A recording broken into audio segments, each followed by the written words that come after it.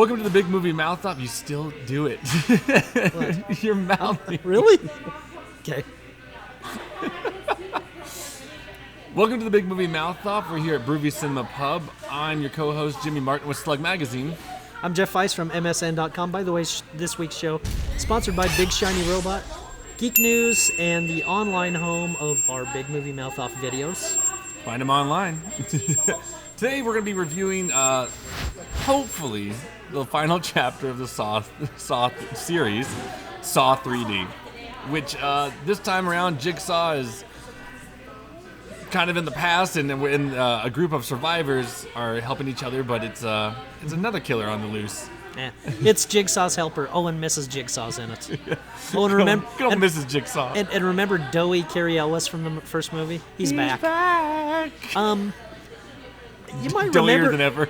You might remember that we were really excited about this movie based on the trailer. The trailer was amazing. The trailer, which teased that the final dimension in the Saw series was the audience.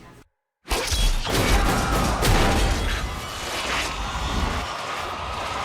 admit it, the Saw filmmakers have concocted a fiendish trap to kill audiences. It's called boredom. Are you mad that a hand didn't come out of the screen and pick you up and take you into it? No. You false advertising? I'm mad that a giant hand did not reach out of the screen and pull that lady with her cell phone that was clearly texting in the theater while we were watching this movie. Because that was my theory, is that Jigsaw only kills those who deserve it, and who more deserving than an annoying texter. By the way, the movie we just described is much more interesting than Saw 3D, which is a chintzy, low-budgeted, converted 3D film. Yeah. And speaking of Doughy, the Doughy Mandalore's back.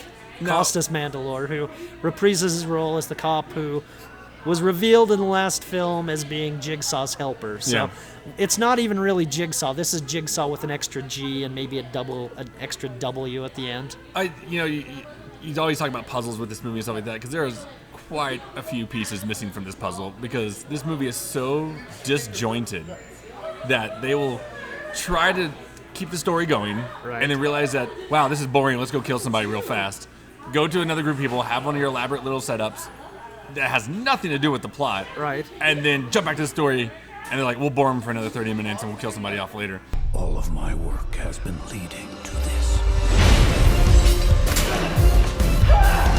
And it's interesting you bring up traps, because part of the fun, and I'm not the biggest fan of torture porn and Saw movies in particular, but they were sort of Rube Goldberg devices that Jigsaw would use to kill these people, or maybe Rube Morgue Goldberg devices.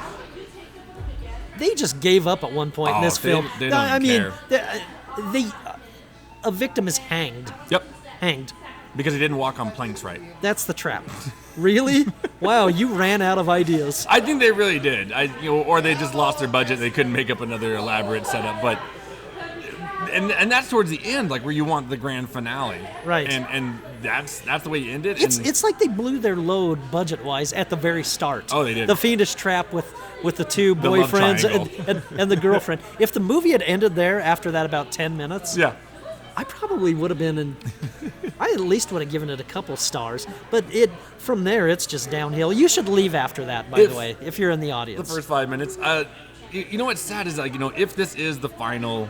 It's not. Of this, it's not. They leave it Spoiler open. alert. But if it is, then from where you started, because the first Saw was fantastic.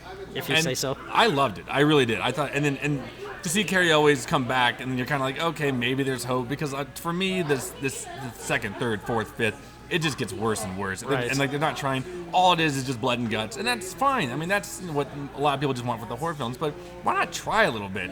Make a plot. The last piece of the puzzle is you. God forbid we have some nice dialogue in there that isn't awful. Or to get some people who could act. Exactly. I mean, for example, I know there's actors in Hollywood who can probably act and just waiting for him, and they're not looking for him. I know. You know how I think they coaxed Cary Elwes back into this? Ham? Or a hamburger. Like, he was standing in the soup line, and they dangled a bowl of soup, and he followed them to the screen set. Seriously. But that's what makes me mad. The fact that he came back into this. I mean, God, you were in the best one, and now you came back to For the worst one, really? for the absolute most, and it completely taints everything you've done before. And so now if I ever watch the first one again, it's just gonna make it worse. And I'm sorry, but you've given up completely. So stop making them. I mean, I understand if it makes money, it's gonna happen again, and it will. Right, and this will have a huge opening. Oh, I'm sure it will. It's God, it's Halloween. Why not? It's perfect. Don't they come out every Halloween now? I mean, but God, take a year off and develop a script that makes sense. And, if I were to liken this to Halloween candy, imagine getting a wrapper for a Baby Ruth actually filled with a turd, and that's what you get out of Saw 3D. I give it 1 star, only for the opening kill. You're generous. I'm giving it 0. I hated this thing.